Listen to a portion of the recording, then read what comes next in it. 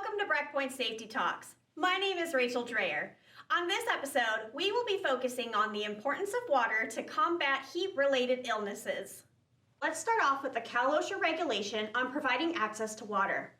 Cal OSHA Regulation 3395C states that employers must provide employees to potable drinking water. The water provided must be fresh, pure, suitably cool, and be provided to all employees at no cost. The water shall be located as close as possible to the areas where employees are working. Where drinking water is not plumbed or otherwise continuously supplied, it shall be provided in sufficient quantity at the beginning of the work shift to provide 1 quart per employee per hour for drinking for the entire shift. Employers may begin the shift with smaller quantities of water if they have effective procedures for replenishment during the shift as needed to allow employees to drink 1 quart or more per hour. Now that we understand what the Cal OSHA regulation states, let's review further on why it's so important to stay hydrated throughout the day. This includes before and after work. Hydration is the most important step to combating heat stress. In extreme high heat and humidity, workers should use the half-half rule. Drink 1/2 liter every half hour. Workers should not wait until they feel thirsty to drink. If they are thirsty, they may have already lost 2% of the body's water. The onset of heat exhaustion can begin after losing 3% of the body's water, and heat stroke occurs at 8% loss. The bottom line is, if a worker is not regularly urinating or has dark urine, they are dehydrated and at risk for heat illness. It is also important to note that drinking water starts prior to starting your workday. Being hydrated prior to starting work makes it easier to stay hydrated throughout the day. If the body is dehydrated prior to starting work, you may not be able to consume enough water to catch up with the body's needs. After a long day of work, you may want to grab a nice cold beer or a glass of wine, but you should be grabbing, you guessed it, more water.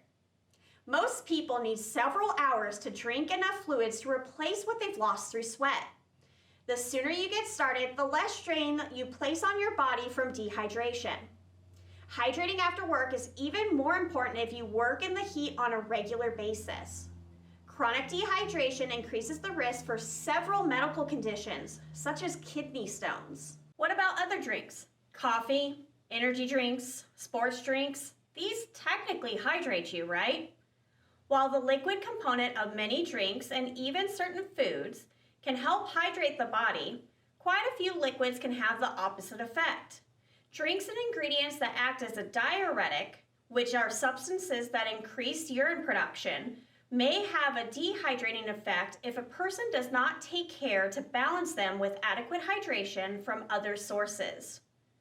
Drinks containing high amounts of caffeine and sugar are most likely to perform as diuretics in the body and promote dehydration. Let's review some of these drinks. Caffeine. Caffeine can act as a mild diuretic in some instances. A small amount of caffeine may not be an issue for most people, though increasing caffeinated beverages may contribute to overall caffeine intake. Significantly high levels of caffeine intake may contribute to dehydration by stimulating the body to release more liquid than usual. Soda. Research from 2016 found that the sensation of a cool, carbonated beverage makes people think the beverage quenches their thirst better. This can lead to drinking less additional liquid after having a drink such as a soda, which could make the effects of dehydration worse. Energy drinks. Energy drinks may contain a combination of dehydrating ingredients. They generally contain high levels of caffeine and sugar and may contain other added ingredients that stimulate the kidneys and act as a diuretic.